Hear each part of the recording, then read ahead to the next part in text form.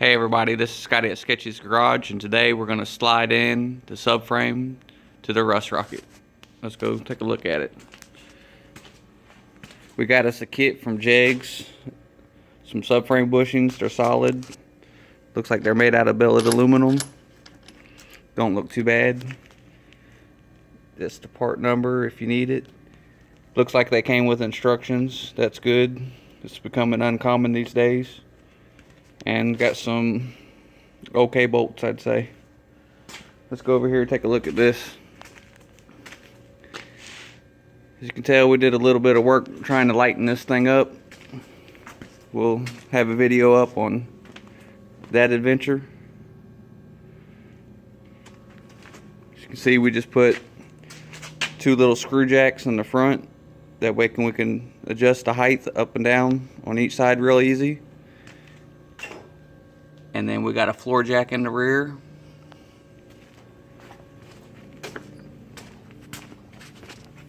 Just jack it up in place. The cage nuts in the back was pretty much well toast, so we just kind of cut them out, and we're just going to use some bolts to snug it down. And truth be told, all that stuff's going to get cut out anyways. We're going to revamp it. We're just kind of going to get the subframe sitting in there square and plumb, and then get the car welded down to the table and go from there. There was a set of long bolts and a set of short bolts. The long bolts go in the rear.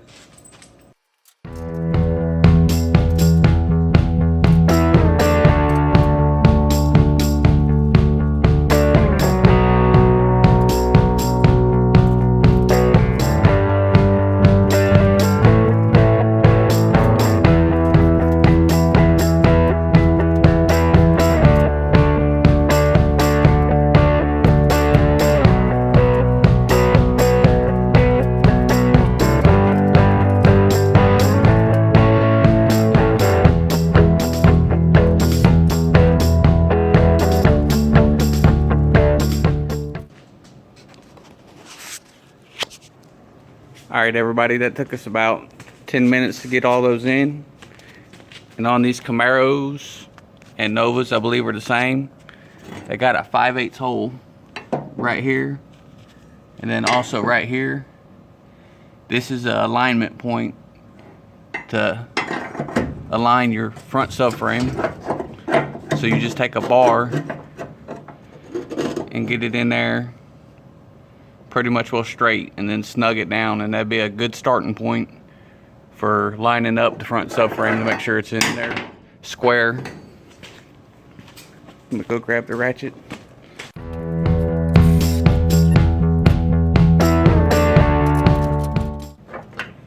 Appears we need to let that other side loose a little bit.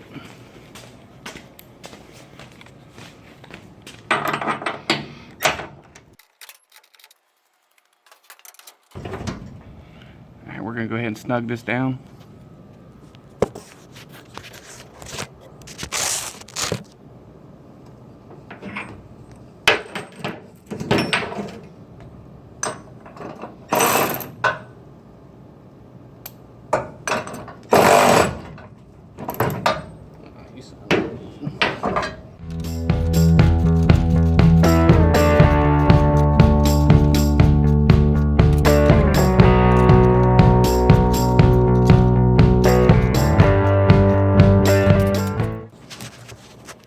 Alright, we'll go ahead and go back to this side and snug it back up.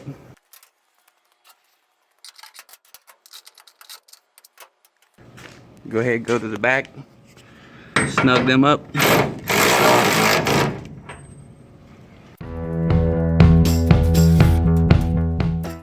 There she goes, she's in there. Now we're just going to check it for square. Alright, I like coming to one of the two mounting holes and just take a square and go off the front and catch the leading edge.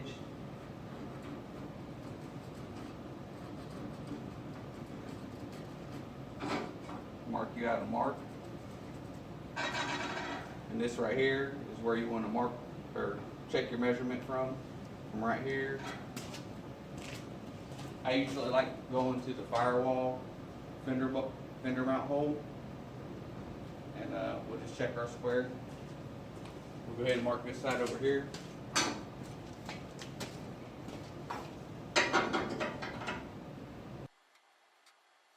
This is a lot easier if you have someone to help you, but today we don't have that luxury, so we'll just do the best we can. We are at 59 and 13/16.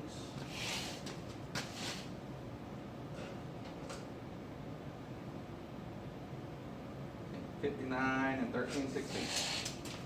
So we got real lucky there.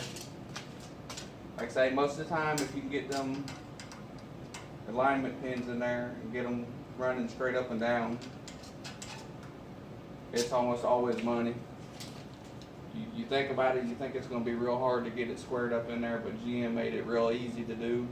You got to remember, these cars was built on an assembly line.